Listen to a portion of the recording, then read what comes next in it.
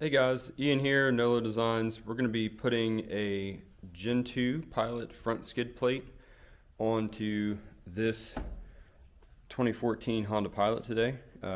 When you guys get the box, you're going to end up with a little bag of parts. And it's going to have all your hardware to mount your front skid plate on. And then we have the front skid plate over here leaning up against the trailer. So today we're going to get this installed and show you how to do it. Okay, so once you get your vehicle up on ramps, you're going to need to have access to this front plastic. So the skid plate's actually going to cover from pretty much one side of the subframe all the way over to the other side of the subframe. And in order to mount it in the front, you're going to have to pull off this plastic shielding. It does integrate into the wheel liner over here, and just make sure you get all those pieces out before you pop this plastic center piece out. So I'm going to go ahead and start working on that, and we'll be back once I've gotten it taken off. Alright, so there's one here, here, and here, so that makes 3 on the inner wheel well to get this panel loose. And then there was another, there's 1, 2, 3, 4, 5, 6, 7 more just to get over, and then there's the same 1, 2, 3 that have to come out on the other wheel well. And so now we should be able to pull out this plastic panel and go from there.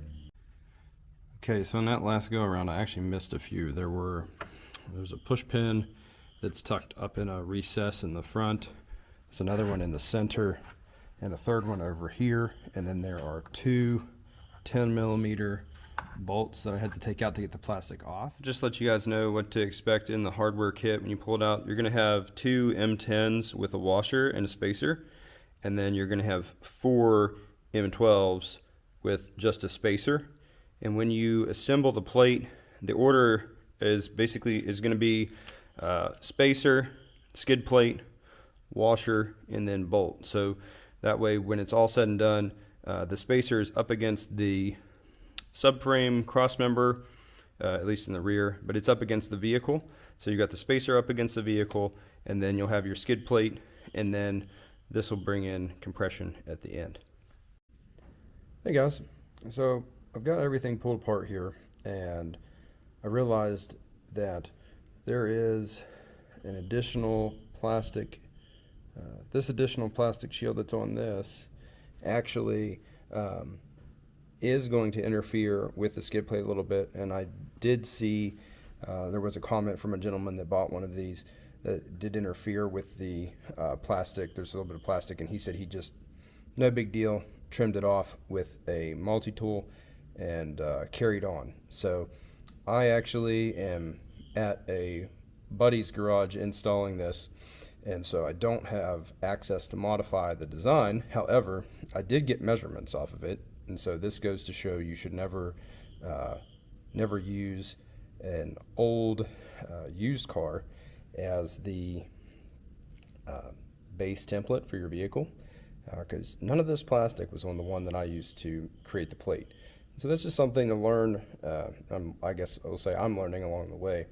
And so I'm going to go ahead and make a design change so that way in the future ones that are purchased, you guys won't have to trim this piece of plastic, but I'm going to actually have to trim it today in order to do the rest of this install. So either way, it'll be good information whether you have if you buy an old plate or you have an older plate design. It'll be there for us to know. You'll know what to do, and that's the important part at the end of the day.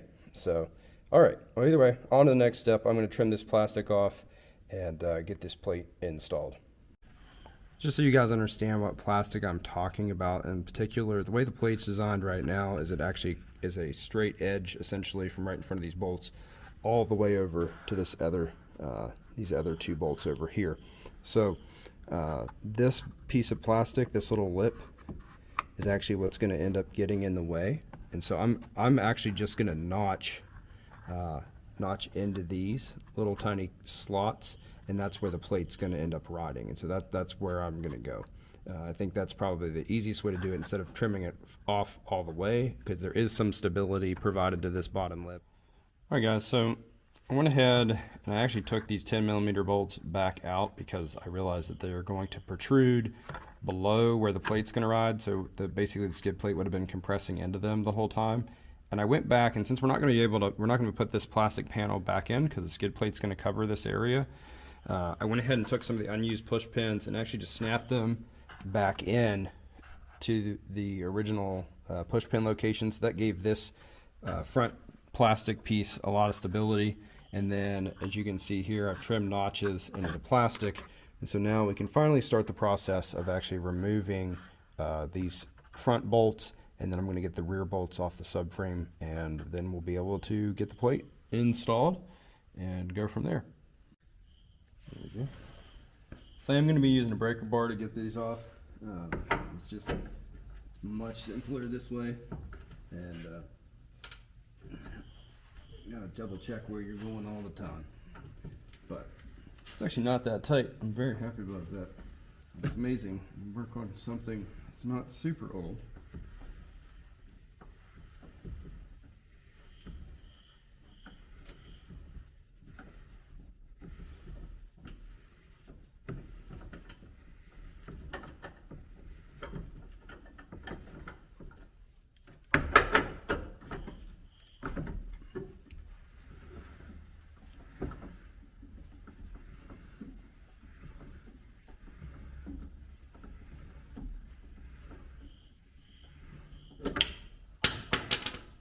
Take that back.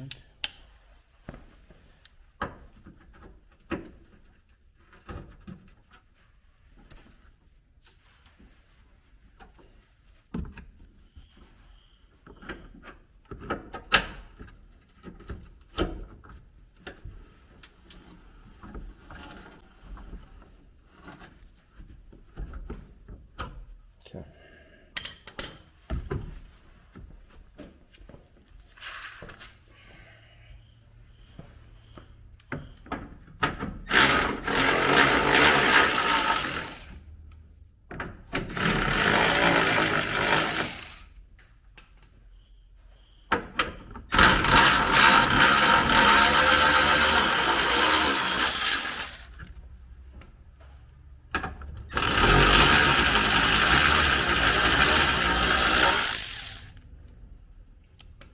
All right, they're out. All right, so we're going to take out the rear two bolts. This is going to be a 14mm. The ones in the front were a 17mm.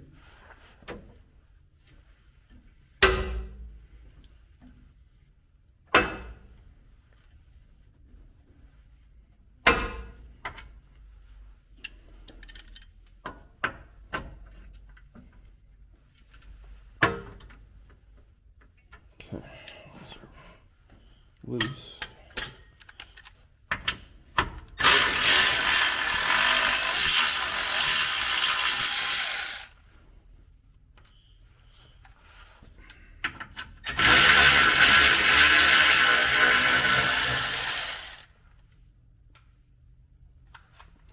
All right, time to greet the plate and we'll get it in place. Okay, so putting the skid plate to do the installation, essentially, I like to, I mean, this is the easiest way to do it if you're on jack stands. Just put it on top of you and lay down. I put the spacers on top where the bolts are going to go, and then run the bolt up through the bottom of the plate. Now, you can do this any way you want. This just happens to be the easiest way that I've found to do the install, and it's really not too bad. You just got to get everything lined up. That's half the it's probably actually pretty much the entire battle is just getting it all lined up and in place. And see, I'm already dropping stuff, so.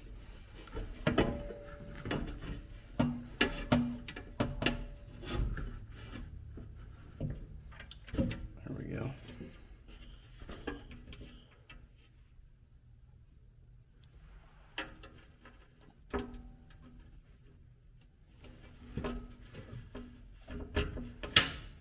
I do always install the rear of the skid plate first. I just feel like that makes it so much easier. Starting at the rear and then coming back and doing the 4 bolts in the front.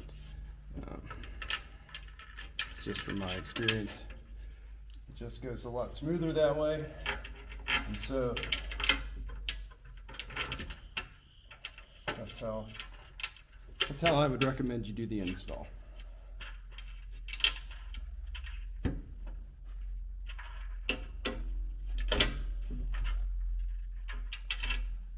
I cross-threaded one. That's okay. Back it out and go again.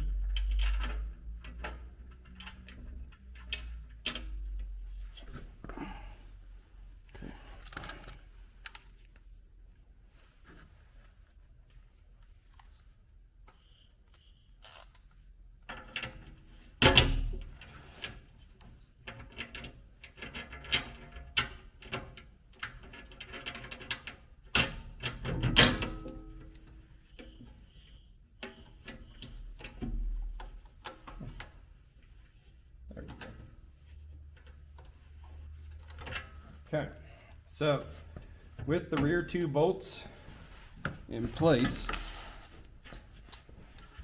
I'm going to wiggle my way up here to the front and we'll spin this so that way you guys hopefully can see. There we go, that looks all right. And so now, grab all of our M12s here. Got my fancy headlamp on. These things, if you're thinking about buying one, I would recommend that you buy one. They're great. They're not cheap, but I personally am really happy with it. Gives off good light, and you're not fighting with trying to get hold something or see it somewhere, or it's very super convenient in my opinion. So basically we get all the bolts started. Realize you guys can't quite see these ones on this side. The camera's a little too close, but the notches that I cut in the plastic are actually lined up really well. I'm happy with that. I'm just feeding these spacers in from the outside edge of the plate. Nothing too substantial here, just kind of wiggling the plate around a little bit. Get everything nice and lined up.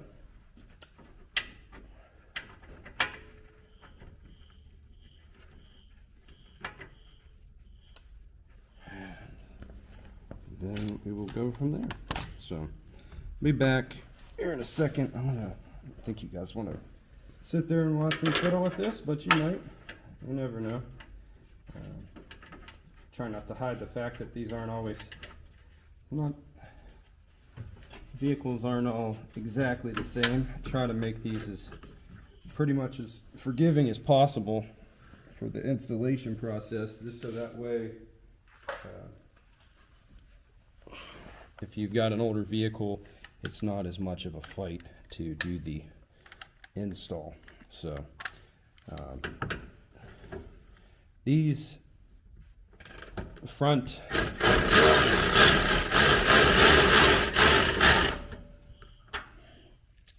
front bolts are actually supposed to be torqued down to 51 foot-pounds, and the rear are 41 foot-pounds.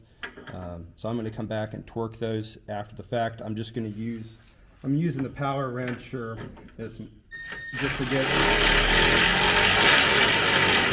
just to get everything started. But I'll come back and check the torque on these here in just a minute. So I haven't torqued the plate down yet. I'll get this off my head so I'm not blinding the camera, but haven't torqued the plate down yet. Just want to show you guys how it lines up with everything. It all ends up fitting pretty good, in my opinion. You get plenty of room here to change your oil. It does drain nicely. You've got, this is what the front looks like here. This is me just making notes because we're going to modify the next set of plates. That way this will be trimmed out across the front. That way you don't have to notch your plastic in the front. And then this is the other side. Haven't torqued it down yet, but as you can see, there's your spacer in between with the bolt. And yeah, so gonna grab the torque wrench and get everything tightened down. The front 4 are 51 foot-pounds, and the rear 2 subframe bolts are 41 foot-pounds. So that is basically it on the install of the plate. Once you get it torqued down, you're good to go. And something I would say too is, after doing several days or even a week of driving, it can't hurt to come back and just do another quick torque check on these bolts.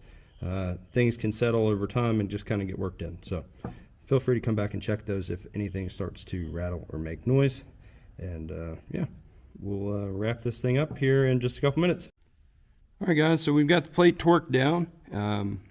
Everything's all bolted up. This is kind of what it's going to look like from underneath your vehicle. You do still have access to your toe pin if you were to put that in. Use my foot as a pointing device there. But either way, yeah, this is what it looks like with your final install. And you do have a small amount of plastic clips left over because they're not needed. But yeah, so this is it. This is what it looks like. You've got a lot of good coverage underneath here. Got good ventilation just to help keep everything cool.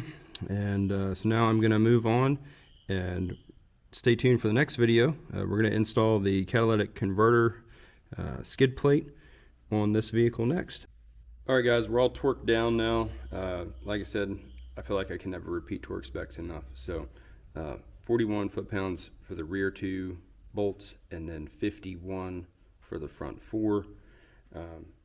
Everything's torqued down, it's fully installed, and here's just a look at the plate now that it's under here.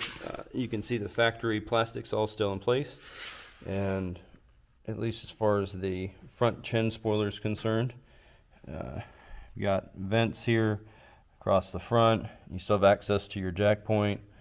Yeah, you can change the oil with this plate installed.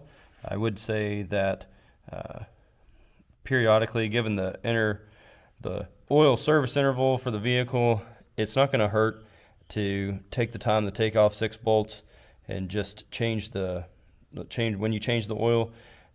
Debris is going to get collected on top of the plate like any other skid plate would. You can try and spray it off if you'd like, but either way, just something to consider. I know a lot of times people ask me about maintenance on these, and I just recommend just take it off when you change stuff, and you can see how everything's wearing, and you can actually look at the rest of your engine area. So either way, this is it, fully installed. This is for the 09 to 15 Pilot, and I hope you guys found the video helpful. And I'm going to be installing the catalytic converter skid plate next, and so be on the lookout for that video. You guys have a good one. Bye.